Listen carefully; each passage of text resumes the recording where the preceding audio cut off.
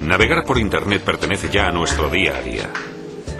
Información, juegos, operaciones bancarias, millones de datos se envían, se reciben o se procesan de forma constante. Y hacerlo resulta tan fácil que todo el mundo puede orientarse en esta red universal. La tecnología que lo hace posible es la World Wide Web, que es, junto al correo electrónico, la aplicación más usada de Internet.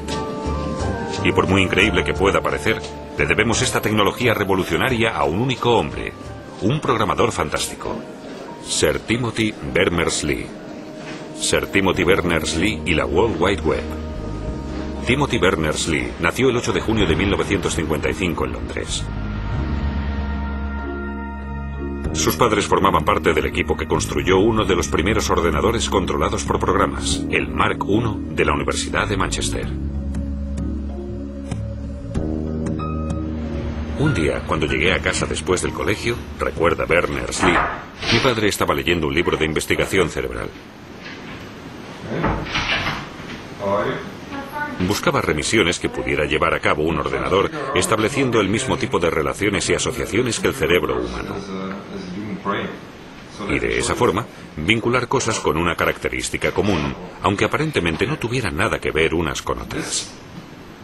Por ejemplo, el diccionario define caballo como animal del orden de los perisodáctilos, pero una persona puede asociarlo a una figura de ajedrez. Lo mismo pasa con el potro, que a su vez puede asociarse a los moretones de los años de colegio. Cuando los textos se enlazan de esta manera, hablamos de hipertexto. Tras la breve conversación con su padre, Berners-Lee se implicó de tal forma en la tarea que ya no abandonó en toda su vida la idea de conseguir que un ordenador generara hipertextos por sí mismo. En 1973, Berners-Lee comenzó sus estudios de física en la Universidad de Oxford. Allí fabricó con transistores, con uno de los primeros microprocesadores y con un televisor viejo, su primer ordenador. Cuando terminó sus estudios, Berners-Lee empezó a trabajar como programador. En 1980 se marchó 6 meses a Suiza. Allí trabajó en el CERN, el Centro Europeo de Investigación Nuclear. Al llegar Berners-Lee desconocía quién era el responsable de qué y qué programas informáticos utilizaba. Así que para hacerse una idea general creó su propio programa. Este relacionaba los documentos con los trabajadores, con sus proyectos y con el software que utilizaban. El programa examinaba si los documentos contenían palabras clave, y en ese caso, creaba enlaces en los puntos que éstas aparecían.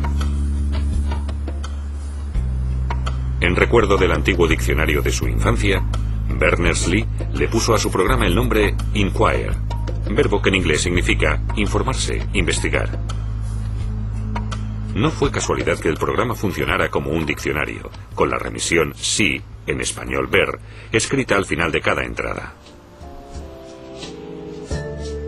Los enlaces del Inquire llevaban a un listado de otros documentos con las mismas palabras clave. En inglés, los enlaces se llaman links, y como los enlaces del Inquire se basaban en el principio del hipertexto, se denominaron hiperlinks. Pero el programa de Berners-Lee solo se usó en los ordenadores del CERN y nunca se publicó. Sin embargo, fue la base para la posterior World Wide Web. Berners-Lee no solo quería enlazar los documentos de un mismo ordenador, pretendía conectar los documentos de varios ordenadores de diferentes sitios. Y esa idea desembocará finalmente en la World Wide Web. En esa época ya existía una estructura de red que vinculaba varios ordenadores conectados, Internet, que ofrecía el alojamiento ideal para la materialización de su visión. Los orígenes de Internet datan del año 1957, cuando irrumpió en Estados Unidos el denominado shock del Sputnik. Today, a new moon is in the sky, a 23-inch metal sphere placed in orbit by a Russian rocket. La Unión Soviética fue el primer país en lanzar un satélite al espacio. La sorpresa de Estados Unidos fue enorme. El gobierno estadounidense vio la necesidad de actuar. Ordenaron la aplicación de todos los conocimientos y la disposición plena de científicos de todo el mundo y sobre todo de militares para evitar más situaciones comprometidas.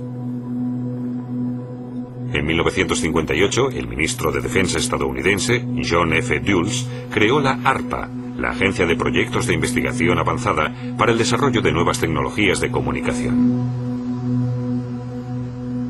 Paul Baran ordenó la creación de una red informática que, de acuerdo con las exigencias, funcionara aún cuando determinadas partes del sistema estuvieran inactivas.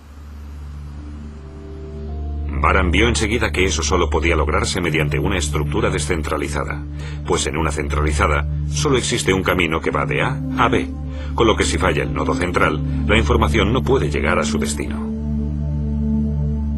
Por el contrario, una estructura descentralizada permite desviar el envío por el punto C cuando el nodo central falla.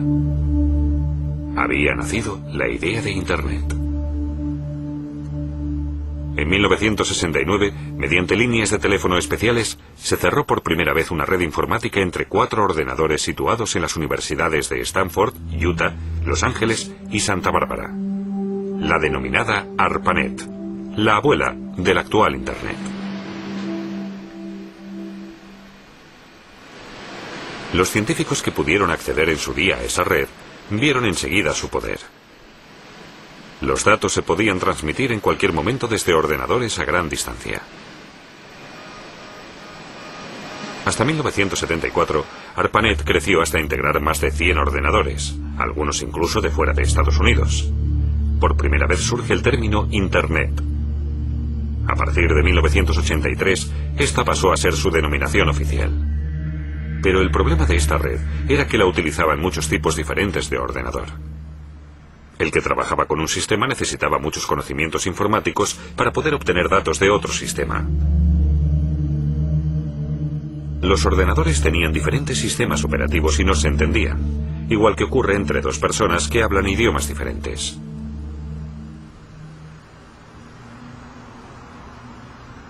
Tim Berners-Lee quería encontrar un denominador común.